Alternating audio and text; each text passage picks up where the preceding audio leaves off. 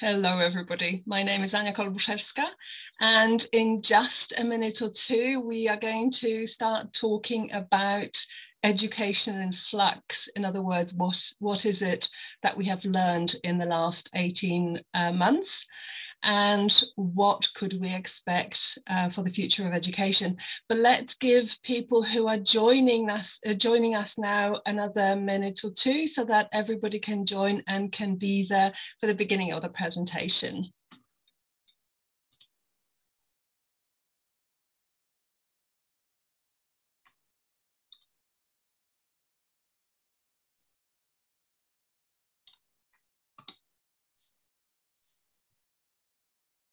So I can see people still joining us. That's wonderful. Hello, everybody. And I can see people from a lot of different places. It's a huge pleasure to see people from so many different parts of the world. And there's somebody from Poznan, which is my city. Okay, lots of different places. Wonderful. And I can see still people joining, so I'm going to give you another minute or so that everybody can join.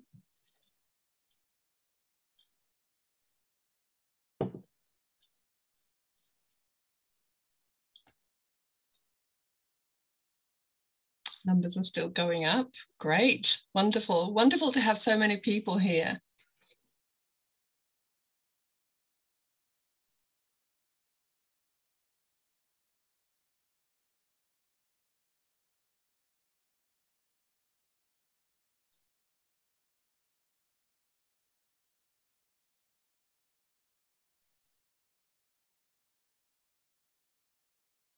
Okay, numbers are still going up, so let's give people another half a minute and then we will start, okay?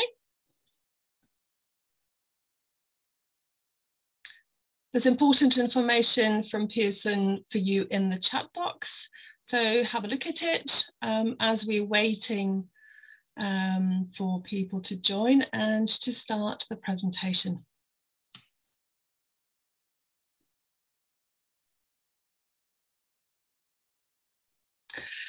Okay, I think we'll start. So hello again, my name is Ania Kolbuszewska and it's a great pleasure to be with you here today. And today we're going to talk about education in flux. In other words, have we learned lessons from the pandemic or have we wasted lessons from the pandemic? The COVID-19 pandemic very quickly and very dramatically altered our world beyond what anyone thought feasible.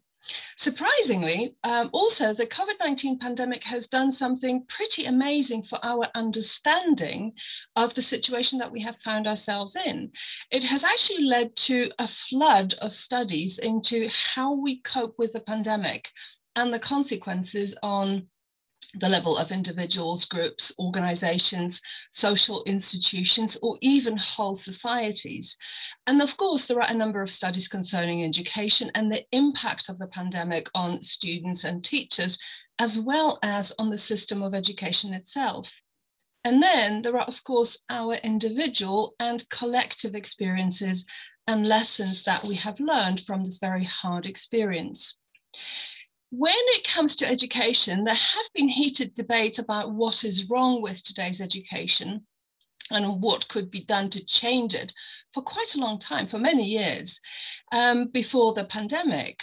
And all of you, I'm sure, will recognize the face on the screen. It's Ken Robinson, who sadly died in August 2020, and who has become the face for a call for drastic changes in education.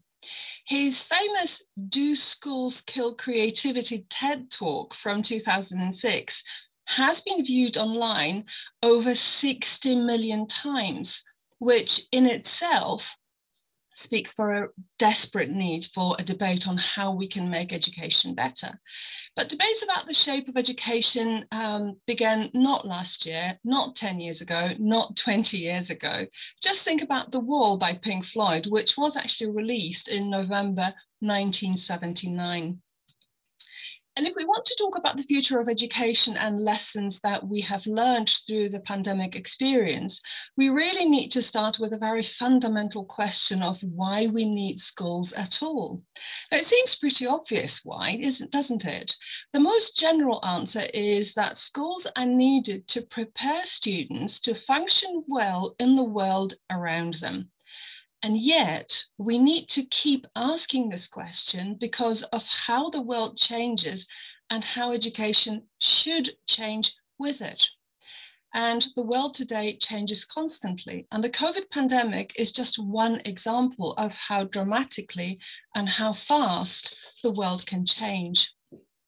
And yet, our schools have not changed much for hundreds of years. In fact, a lot of educationalists, such as Ken Robinson, agree that our schools are modeled in the interests of the industrial age and in the image of it, where students follow instructions and where they are told when and what to do something. But the world today needs people who are creative, who communicate well, who can collaborate with others, people who can manage their own time and who know how to continue learning when the formal education is over. So what exactly is wrong with education today? Well, there is widespread agreement that there are a few key problems with education today. And the first one is that education follows industrial age values. And some of them we have mentioned already. But one of the things which go back to the industrial age is that we put students into classes according to their age, not developmental needs. Also, students are punished for not doing what the teacher tells them to do. This is 19th century education. What happens at school is not dependent on the student, but is decided for the student by those in authority. And this is, unfortunately, a very clear message to students that success is not what they make of their lives, but depends on following the rules set by others. And yet we have known for some time that autonomy is a very, very important psychological need that we all have. Most learning happening at schools is based on memorizing facts, and this factual knowledge is measured using standardized testing or exams, which actually check what a student does not know. And yet test results have a lot of value in our system of education. Because the system of education or systems of education are very highly standardized systems, it means that everybody learns the same thing at the same time. And yet we are all different. And this means that most probably we're not seeing the potential in students. And this could be a potential for greatness. When we talk about differences in how students learn, if you need more time to learn something, you are considered a failure. The system does not recognize that students learn in very different ways and at a different pace. And this goes back to point number one, industrial age values. And finally, there is a problem with using all existing learning resources. And this may stem from the desire to maintain control over what, how, and when students learn. And that just perpetrates the previous 5 points. Now, all this is what we all know. Education today is not adequate to the needs of a modern society.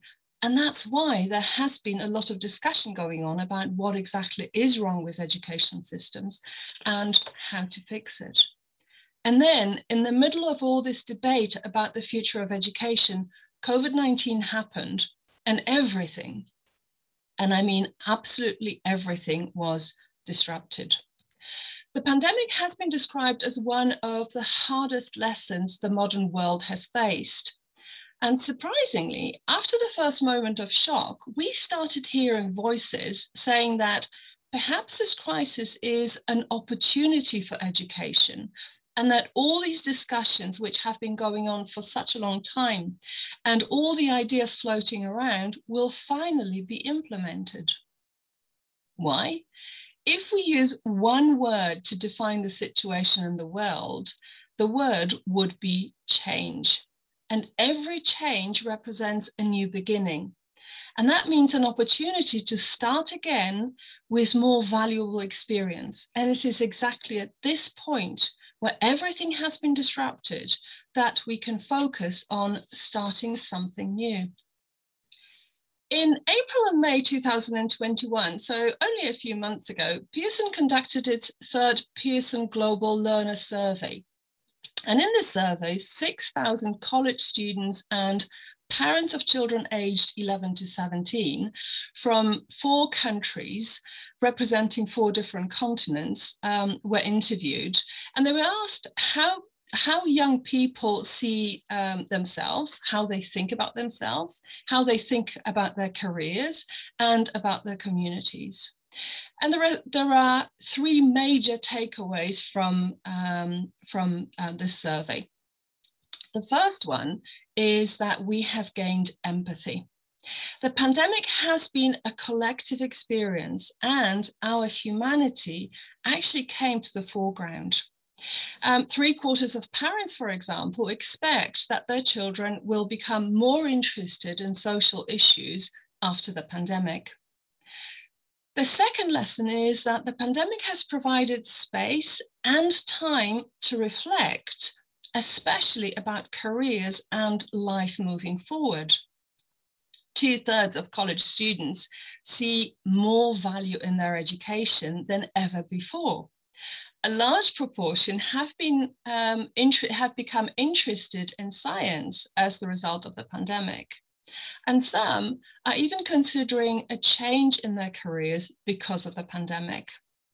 And lesson number 3, we've become stronger and smarter. The pandemic has been emotionally very difficult for all of us, but it has also given us more self-motivation, adaptability, and emotional resilience. And parents report that their children have gained in terms of learning adaptability, new digital skills, and a concern for others. So let's have a look at what responses there were to questions about school experience in the times of the pandemic. What is very interesting is that both students and parents have been managing better than anticipated. But still, parents are really worried about mental health effects of the pandemic. And this is a subject that I would like to talk about a little bit more a little bit later in my presentation.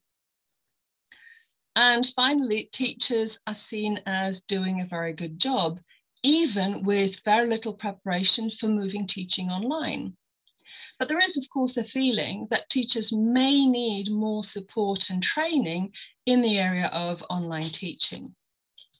So with the benefit of experiencing over a year of online learning because of lockdowns or partial lockdowns all over the world, what is it that comes up very prominently in parents' comments or parents' responses?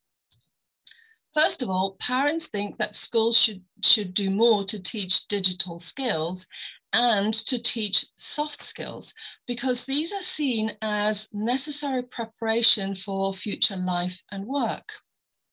Parents are generally much more open to children learning online at home. So that means that they see online learning as a viable and effective solution.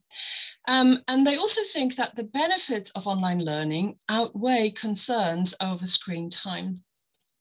And technology is seen as helping students manage their schoolwork.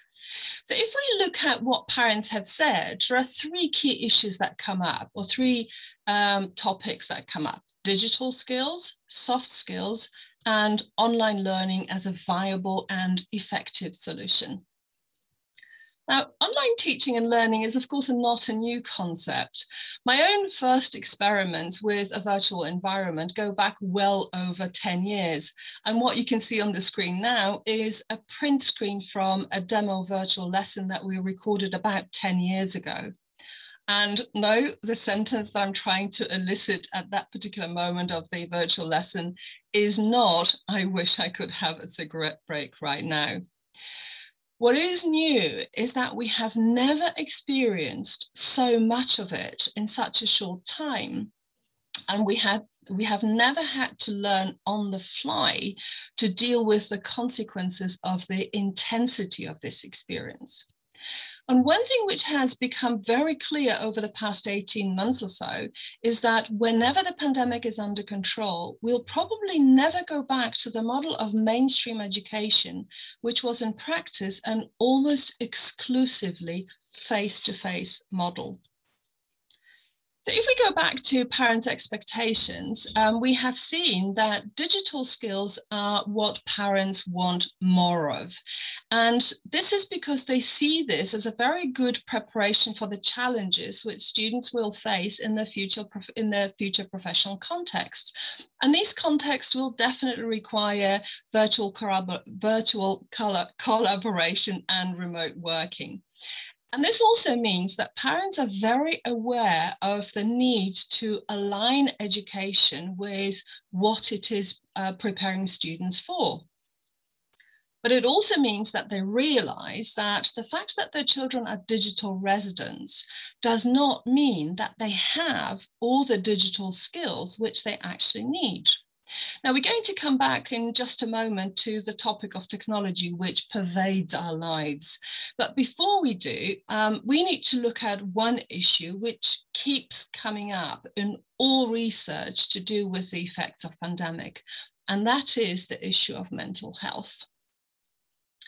When asked about mental health, a staggering 60% of parents have responded that their children have suffered some type of mental health problems, and that they also know that their children's classmates are suffering or have suffered as well. Of course, our students are not immune to what we have all suffered: anxiety, uncertainty about the future, worry about our own health and the health of our friends and family, and in some sad cases also grieving for those who have been lost to the pandemic. But for students, one of really important aspects is the fact that a lot of them have missed a significant milestone, for example, graduation, or an important and long waited for school trip, or an award ceremony, which are all important rites of passage for young people. And so to answer the question of whether technology, and especially translation technology, can make language learning and teaching unnecessary, what we need to do is to have a look at language and what we know about how it's learned. And the question that people ask is, and this is the question that I have heard from a lot of different teachers, is, will translation technology make language learning useless? Now, I would like to start with a translation anecdote. In 2017, the then US President Donald Trump addressed a European Commission, and he said, quote, "The Germans are bad, very bad." And this caused panic and confusion among all the interpreters and in the German press, because it was not very clear whether what he was trying to say was that Germans are böse, which means evil or with malicious intent, or whether they are schlecht, which means that they have done something wrong. And again, we need to look at, in order to answer that question, whether technology is going to make language teaching and language learning unnecessary, we need to look at what we know about language and language learning and teaching. Now, the truth is that as much as we have discovered about language and language learning, the data we have has been interpreted by linguists in sometimes quite radically different ways. So there is a continuous debate about how languages work and how we learn them, also about whether we can codify a language and whether we can codify the way a language is learned. In other words, is language learning like this or like this? Now, one possible way in which we can look at language is by assuming that language consists of minute, small units, which are like bricks, And so learning a language is a little bit like building a wall from single bricks. And so when we talk about language teaching, the role of the teacher would be to provide a detailed description of what the individual bricks are and how they work together to create a wall. In the past 20 years or so, there have been a number of attempts to break language into those minimal units. And the most notable are, of course, CFR or Pearson Global Scale of English. And then there are also tools which have been built around these scales: English Profile, Core Inventory, Equal Scenarios for a range of languages.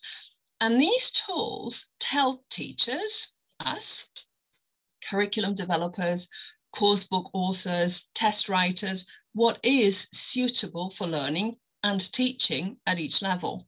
Now, these inventories are prescriptive, which is fine because the value of an inventory is precisely its more or less finite nature. So inventories such as CFR or Pearson Global Scale of English are extremely useful. We all use them. And because they're prescriptive, they don't necessarily cover the whole extremely complex experience of using a language. But of course, these inventories are constantly developed to make them as close as possible to that incredibly complex experience. So perhaps what we need to do is go back to the foundation of language teaching and learning and define what we actually mean by language competence. And there are, of course, a number of definitions of language competence, but the one which appeals to me most is this. So competence in language is the ability to sustain meaningful communication with another human being. And this definition appeals to me because, although it's quite general, it just simply feels right because it talks about communication which is meaningful. It talks about communication with another human being, and it talks about ability to sustain communication rather than to have individual communication episodes. And since we have mentioned the human, the unpredictable element of using language for communication, we must at least mention the deeper layers of meaning in language. In a mesmerizing book about the Second World War and a difficult, if not impossible, wartime love, Elizabeth Buchan reflects on understanding someone whose L1 is different from yours. And this is what she says. And this is something that rings true for all of us, I'm sure. This is something that we have all experienced. But this is a perspective of someone who is adamant to find deeper hidden meanings, someone absolutely passionate about human communication and its complexity and intricacies. So a fundamental question to ask here would be this: in their mass, do our students learn languages to find these deeper meanings? Or do they learn languages to be able to achieve certain very pragmatic goals? In other words, are we talking about learning a language which is a vehicle for goal-oriented international communication, or about learning a language to understand those whose first language it is and to discover or even immerse ourselves in their culture? The culture whose expression is language. So of course, a fundamental question in any context of teaching and learning is why? In 1980, applied linguist Canali and Swain published an influential article in which they argued that the ability to communicate requires 4 different sub-competencies. And the first one is the grammatical competence. And this is the putting the bricks together to create a wall. The second is sociolinguistic, meaning knowing how to use language in different social situations. Then we have discourse competence, and that means recognizing different types of communication and using language appropriately in these situations. So for example, writing an email will be different from writing a poem. A job interview will be different from chatting to your friends. And finally, strategic competence, which is the ability to use strategies, such as, for example, describing a word which you don't know in a foreign language. Now, if this was not enough, let's add another dimension, what Littlewood called the sociocultural competence. So let's have a look at some interesting things which are connected with language and culture. In 2017, I was invited to run a big management project in the city of Basel. And so I lived and worked in Switzerland for just over 2 years. And as you know, in Switzerland, there are 4 official languages: German, French, Italian, and Romansh. And here is a map of the distribution of languages in Switzerland. And the arrow shows where I was living. So you can see that I was living in the German-speaking part of Switzerland. Now, what I found most fascinating was the influence of L1 in different parts of Switzerland on the stereotypes, on the perceptions of German speakers about French speakers and vice versa. So, for example, German speakers tend to think that French speakers are lazy and disorganized. French speakers tend to think that German speakers are full of themselves and too proud. But an equally fascinating phenomenon at the crossing of languages and culture is those pieces of language which are simply untranslatable. I'm sure you have come across a German word, Schadenfreude, which basically means that you are happy that someone else was unlucky. Now, interestingly enough, there is no equivalent for this word in English. And another example, in Polish, we have this wonderful way of removing blame. So if I don't want to say, I broke the vase, I can say, the vase broke itself. So by adding the reflexive pronoun itself, I'm actually removing blame. I'm actually removing responsibility from myself. In fact, I'm removing responsibility from anyone. There is no one to blame.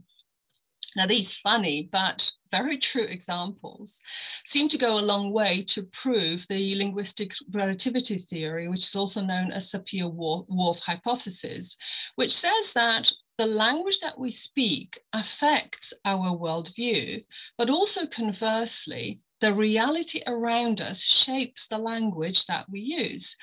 And the best known and most quoted example is the fact that in the Inuit language, there is a large number of words for snow, which is kind of understandable, since knowing what kind of snow is out there can help you survive. But if you look at languages spoken in the vast majority of Europe, for example, we have only some words for snow. Clearly, this is not critical for our survival. You may have also heard that someone counted how many words for rain there are in the English language, and I'm sure you will not be surprised that it's over 50. Because the linguistic relativity theory has actually been misused to produce very simplistic and very harmful generalizations about certain nations, linguists have been very cautious in claiming that there is a link between language and the way its speakers think for a long time. But recently, an acclaimed linguist, Guy Deutscher, has dared to reopen the issue, and the result of his research has been published in an absolutely fascinating book, Through the Language Glass. As it turns out, there are also other factors which influence how we use language to communicate. Deborah Tannen is a professor of linguistics at Georgetown University who is studying communication. And among the things that she focuses on is how gender affects how we communicate. Now, I'm sure that some of you are familiar with Tannen's writing, but if you're not, there are a couple of books that I would really like to recommend, as they really help to understand what happens when we use language. And they're written beautifully. They read like novels, even though this is solid science. So the book that you can see on the screen, Talking from 9 to 5, discusses communication patterns that men and women use in professional contexts. And in this book, Tannen draws a very interesting conclusion on how communication styles contribute to the fact that, for example, it's easier for men to get promoted than it is for women. Another bestseller in which she looks at communication between mothers and daughters is You're Wearing That. And I'm sure all the ladies in the audience will confirm that this is the communication between mothers and daughters is a very tricky and a very difficult area. And then there is a book about communication between sisters and how it changes with time. I have 3 sisters and I work in the area of communication. And still, you know, my sisters, who I really love dearly, can drive me mad by the things that they say or don't say. The next book, You Just Don't Understand, should be a staple reading for anyone, not just people in the communication business like us, but just about anyone. And so should this book. That's not what I meant. So when you look at all the things that we know about language and language use, it's kind of difficult to disagree with Diane Larson Freeman, who said in 2006, so quite a long time ago, that language is not fixed, but it's a dynamic system which evolves and changes and grows and organizes itself from the bottom up in an organic way. So perhaps it does make a lot of sense to study language through the lens of complexity theory, which says that certain systems are much more than the sum of their parts, and that a small number of rules or laws can generate systems of surprising complexity. And I think you're probably by now asking yourselves, why am I talking about this almost infinite complexity of language and language use? Well, in recent years, there has been a lot of talk about technology replacing teachers, and this is perceived as a very real threat to the teaching profession. But if we again refer to what we said earlier about the unpredictable human element of communication, is there a real threat that teachers will be replaced by technology? Well, there is a whole host of issues where technology cannot replace a human teacher. Technology cannot negotiate intercultural considerations, something that we have talked about.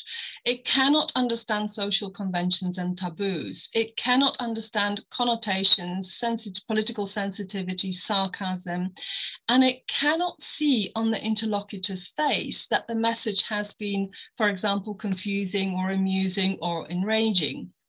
And so, yes, technology is extremely useful in teaching, and advances in technology, such as, for example, adaptive learning systems, really help our students with practicing discrete language items, the bricks that we have been talking about.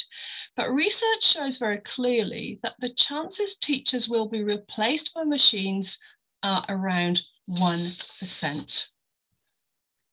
So the second important conclusion for the future of language teaching in schools is that teachers are not very likely to be replaced by machines.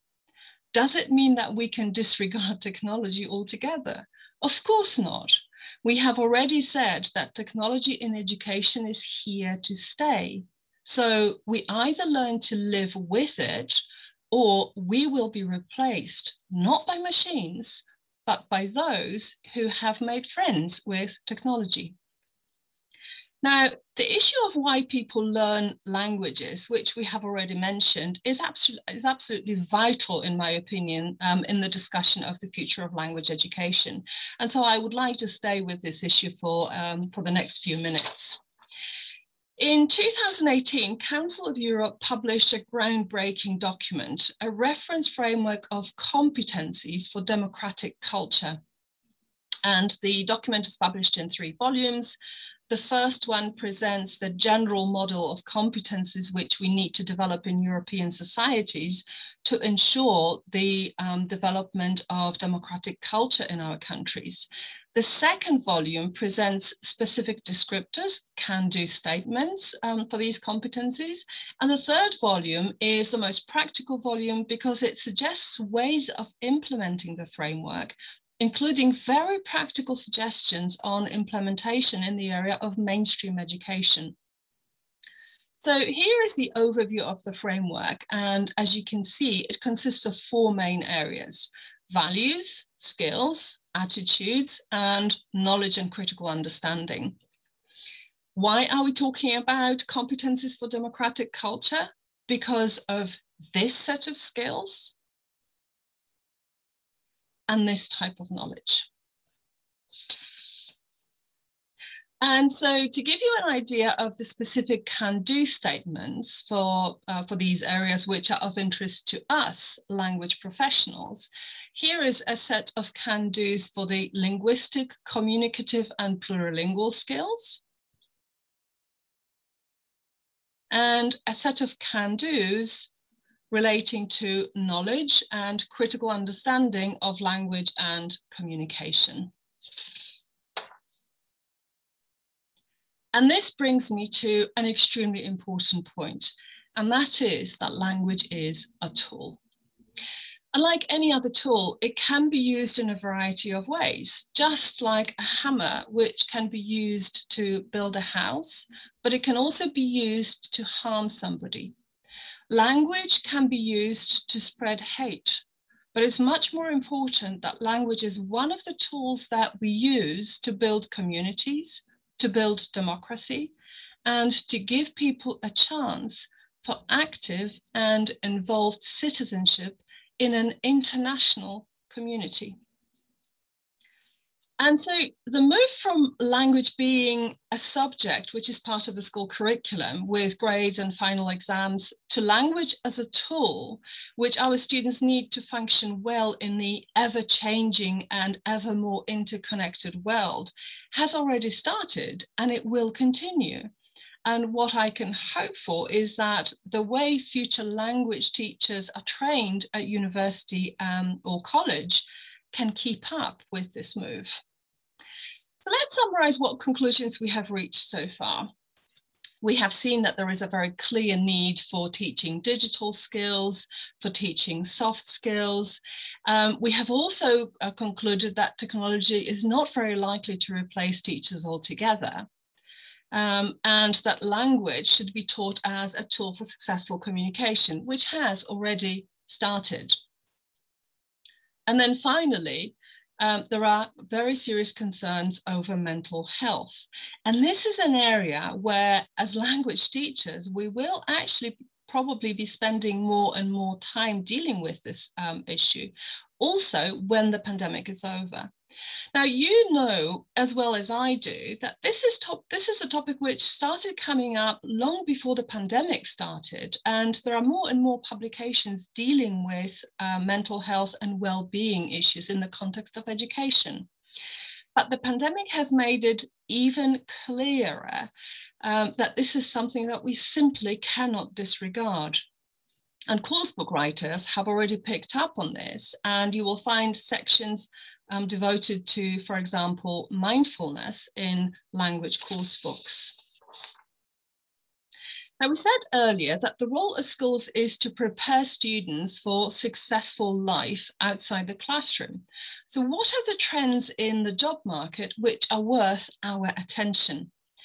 A recent study by the McKinsey Global Institute has looked at the kinds of jobs which will be lost and also the kinds of jobs that will be created as a result of the development of technology.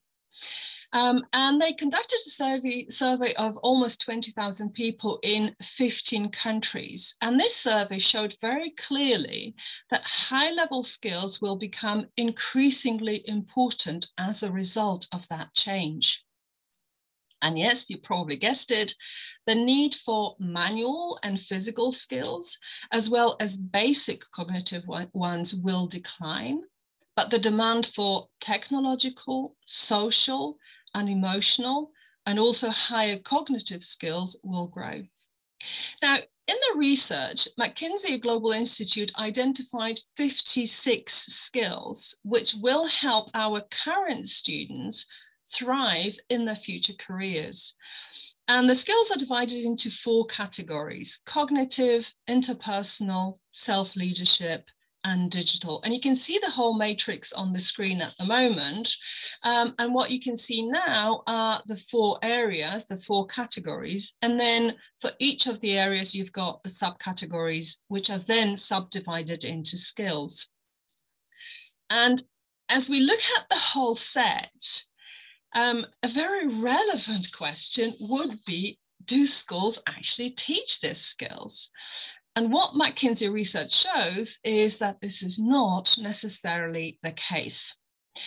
So there is a list of skills which are clearly taught in schools, so that there is a very high correlation to education. And these skills include, but this is not an exclusive, this is not a full list, but these skills include digital literacy and learning, inspiring trust, energy, passion, optimism, and collaboration. All very good.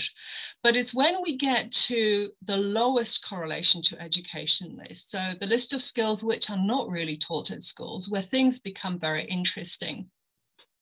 Creativity and imagination. Do you remember Ken Robinson claiming that schools kill creativity? Courage and risk-taking. How can you develop courage and risk-taking if school teaches students to play safe? And then we've got soft skills such as resolving conflicts, for example.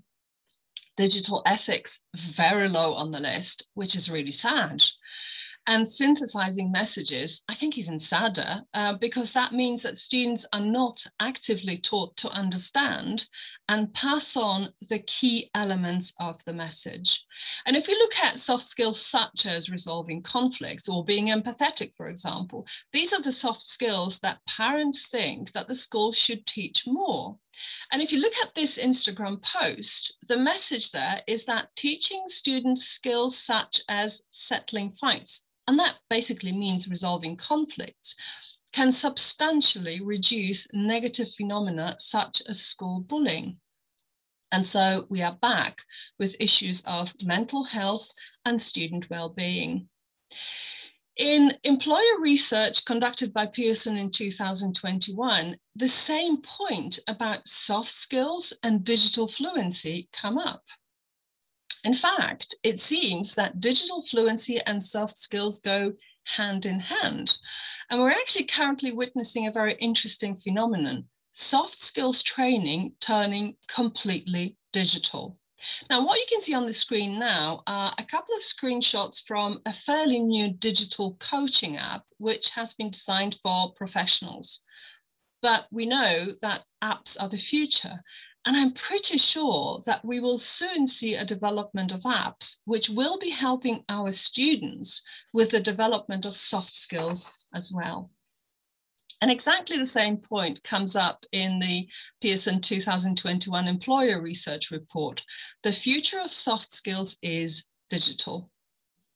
And again, the question that you're probably asking yourselves is, why do we, teachers of English, need to worry about soft skills? And the answer is actually very, very simple. Our students will need to perform these skills not only in their first language, but also in foreign languages. Because with the high mobility that we're experiencing these days, there is a very big chance that they will be working in international environments or in international teams. And all this is pointing very clearly to this. If we haven't started doing this yet, we need to start teaching soft skills such as conflict management. We need to continue teaching digital skills. We need to teach social responsibility and critical thinking and critical assessment of sources of information. Now, these are the things that we can do now and change education for the better. And these are also things that lots and lots of teachers are doing already, profoundly changing the landscape of education. And my big thanks and respect go to all these teachers. So if we go back to what is wrong with education today, what we've been talking about is actually not going to fix all the problems. But if we look at our profession, teaching English, we are actually way ahead and already doing things which are not standard across education. So, for example, we are very good at differentiating learning to take into account the fact that students don't learn in the same way. We have become very good at using a whole range of resources, including the internet. And the pandemic just made the process a lot faster. But the process was already there in place before the pandemic. And that's why we were able to transfer to or transition to online teaching and learning so quickly and so effectively. We are very good at teaching authentic language and teaching language as a tool for communication. And we also do what we can to make our classrooms, to make our lessons as student-centered as possible, to give our students the autonomy that they need and the control over their learning process. And yet, there are unfortunately things that we cannot change, such as, for example, the fact that students are taught in batches, and each batch is defined by birth year, not the ability, interests, or potential. School curricula are way too packed, and so developing interests and passions is not the focus of schoolwork. Test results have far too much value attached to them. These are things which we cannot change on our own because these are systemic changes. But we can put pressure on authorities and demand that schools are no longer places which kill creativity. We teachers have a voice, not as individuals perhaps, but definitely as a profession. So let's make use of our voice to change the education for our students, but also for ourselves. Now, I would like to also draw your attention to an issue which is very close to my heart. In her book, Talking from 9 to 5, which we have mentioned earlier, Deborah Tannen shows that women find it more difficult to, for example, get promoted than men, and that some of that comes from communication styles used by women. Now, this book was published in September 2001, almost exactly to the day 20 years ago. In a recent interview, Tannen says that she was sure when she was writing the book that with the social changes which are giving women more power and voice, the situation will be different in 2021 than it was in 2001. But she admits that she was wrong, and girls and women still face the same challenges. Now, one of the ways in which this can be explained is the influence of education on boys and on girls. There are a number of studies which show that boys are favored throughout education, and they are favored by being allowed to talk more, by having their ideas treated more seriously than the ideas produced by girls, and by more attention from teachers. And yes, you heard right. We tend to pay more attention to boys in the classroom than to girls. And this is very often an unconscious bias. So we don't know that we do this, but the fact remains the same. Boys receive more attention in class than girls. In a world which often mistakes confidence for competence, school does not allow girls to develop the confidence that they need to have their voice heard. As one researcher put it, schools are factories producing confident boys. Let's make them factories producing confident girls as well. And it is my great wish that education changes also in this respect. Hard as it has been on all of us, the pandemic has given us a chance to reevaluate what is happening in education. It has given us a chance to change everything that we consider to be harmful or simply wrong in today's education. I am very optimistic that at least some lessons will be lessons learned. But then I have always been an incorrigible optimist. And on that positive note, thank you very much. Thank you very much for listening. And I think I finished a little earlier than the program says. So thank you very much once again. And perhaps if there are any questions or comments, if we could activate the chat. Okay, thank you very much. Thank you for all the thank yous which are coming my way. Thank you very much.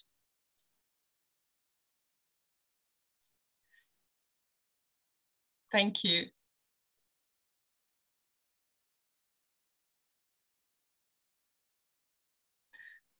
Thank you very much for saying it was extremely interesting. I think this is the future of education is something that obviously concerns all of us.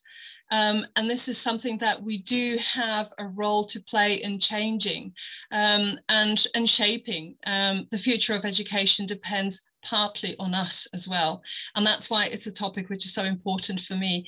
And of course, I was talking from the perspective of language education or teaching foreign languages at school.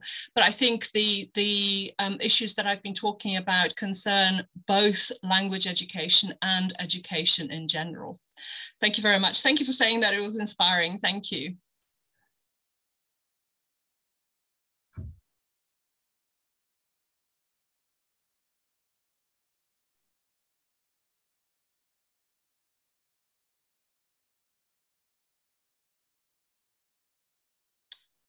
Thank you very much for all the positive comments which are flying my way. Thank you so much.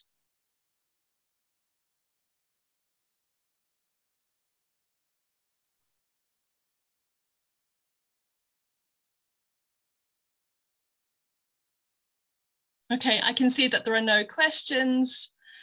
So yes, I think it's probably time for us to finish.